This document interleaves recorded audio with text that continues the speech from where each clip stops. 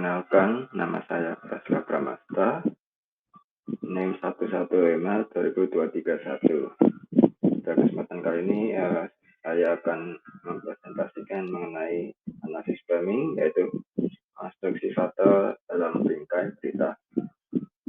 Oke, yang pertama itu apa itu analisis framing? Jadi kita lihat dari definisinya menurut para tokoh. Yang pertama ada Ernest Goodman. Frame adalah skema interpretasi yang memungkinkan para individu menempatkan, memandang, mengidentifikasi, dan memberi label pada sejumlah kejadian atau pengalaman hidup. Yang kedua ada Clemson dan Modigliani. Mereka frame adalah cara bercerita atau gugusan ide-ide yang terorganisir sedemikian rupa dan menghadirkan konstruksi makna peristiwa-peristiwa yang berkaitan dengan objek suatu wacana.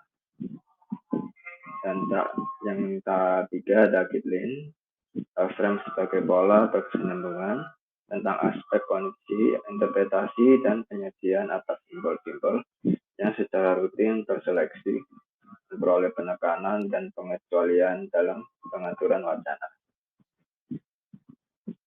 Jadi analisis framing itu adalah pendekatan yang mempelajari bagaimana pesan disusun dan disajikan untuk mempengaruhi persepsi dan pemahaman audiens. Dalam konteks media massa, analisis framing dapat digunakan untuk memperkuat sudut pandang tertentu atau mempengaruhi opini publik. Konsep framing merujuk pada teknik penyajian pesan dengan tujuan tertentu, sehingga sangat penting untuk dipahami dalam berbagai bidang komunikasi.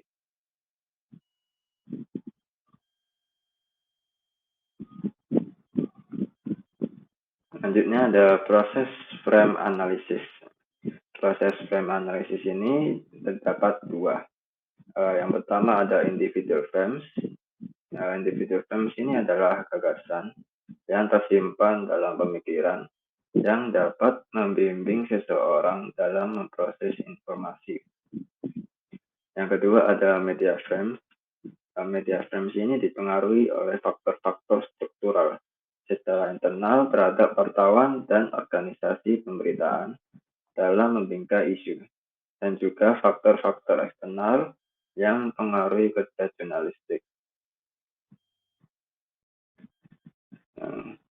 Lanjut ada teknik frame analysis.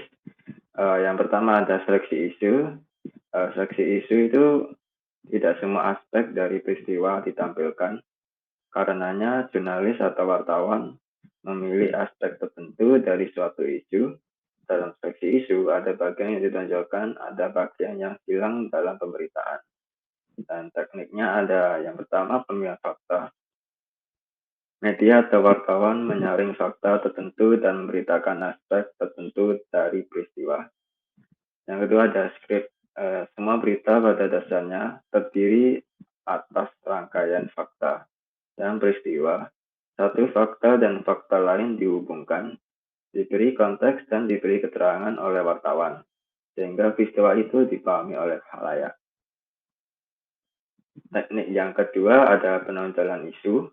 Penonjolan isu terkait dengan penulisan fakta. Setelah peristiwa dipilih, bagaimana peristiwa itu ditampilkan dan bagaimana fakta itu disajikan. Dan tekniknya yang pertama itu dari pemilihan narasumber, pemakaian kosakata, gambar, grafis, foto yang bisa memperkuat kesan atau pemahaman khalayak. Dan juga ada pertanyaan yang bisa diajukan dari proses seleksi isu.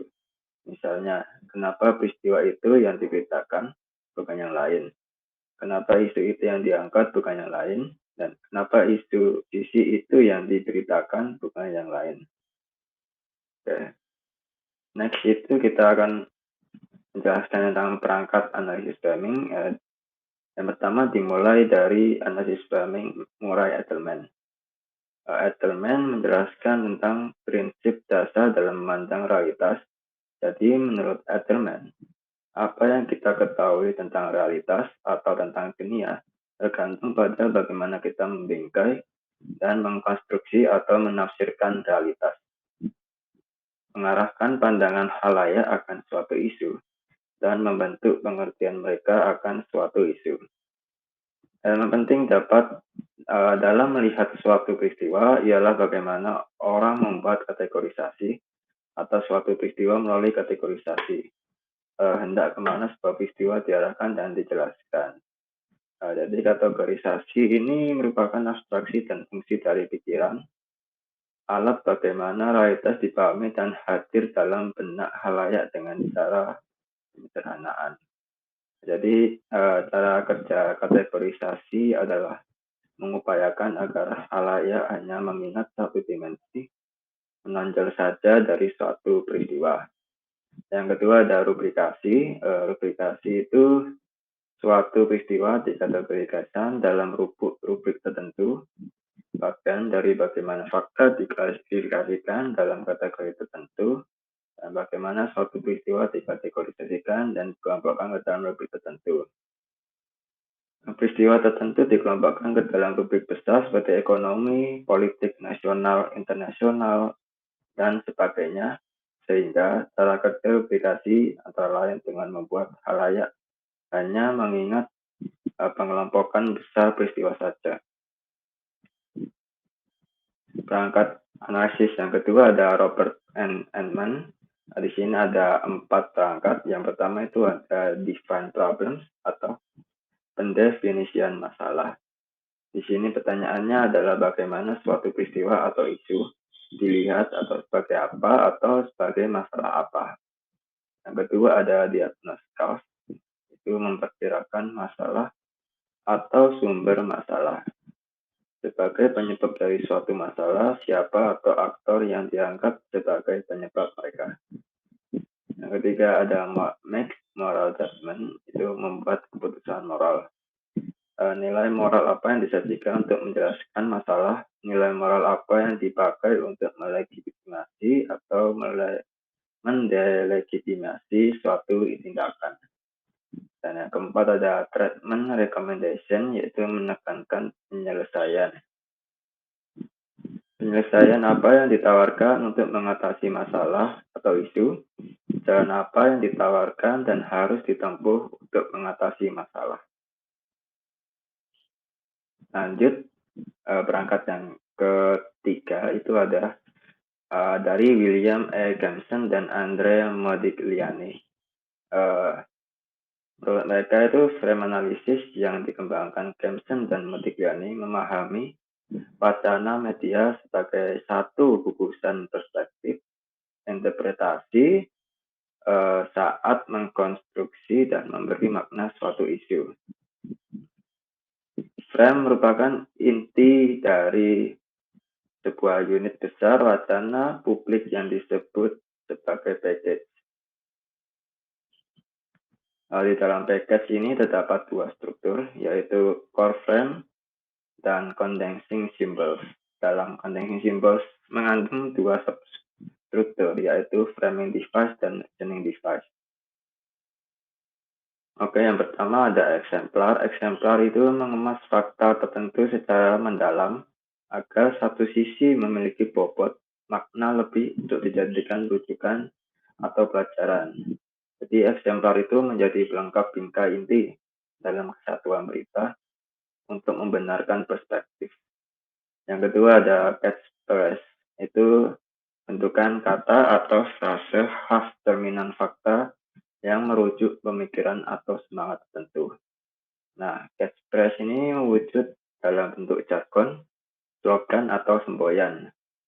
Yang ketiga ada depictions, itu adalah penggambaran fakta dengan memakai istilah kata, kalimat konotatif agar khalayak terarah ke cita tertentu.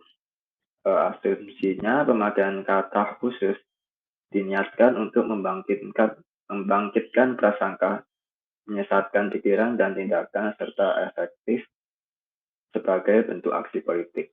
Jadi depictions ini berbentuk stigmasi, eufemisme, serta akronimisasi.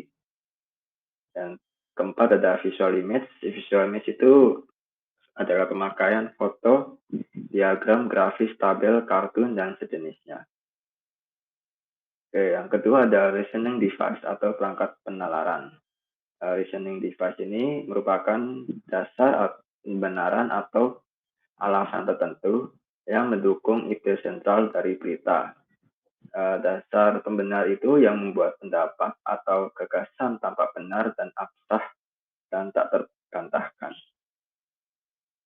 Yang pertama ada root atau analisis kausal.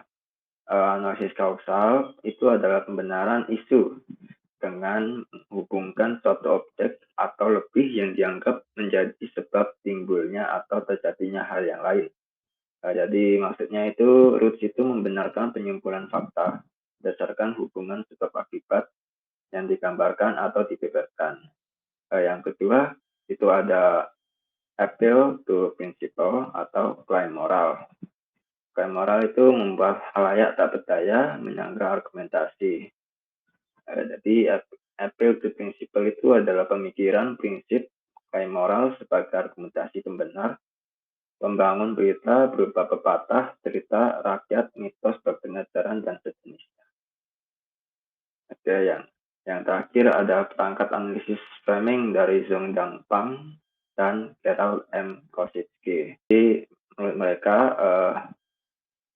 melihat frame sebagai suatu ide yang dihubungkan dengan elemen yang berbeda dalam teks berita kutipan, sumber, latar informasi, pemakaian kata, atau kalimat tertentu dalam teks secara keseluruhan. Frame berhubungan dengan makna, bagaimana seseorang memaknai sesuatu peristiwa dapat dilihat dari perangkat tanda yang dimunculkan dalam teks. Dan di tabel ini adalah perangkat analisis menurut Song Pan dan Gerard M. Kosinski. Terima kasih, sekian. Sampai jumpa.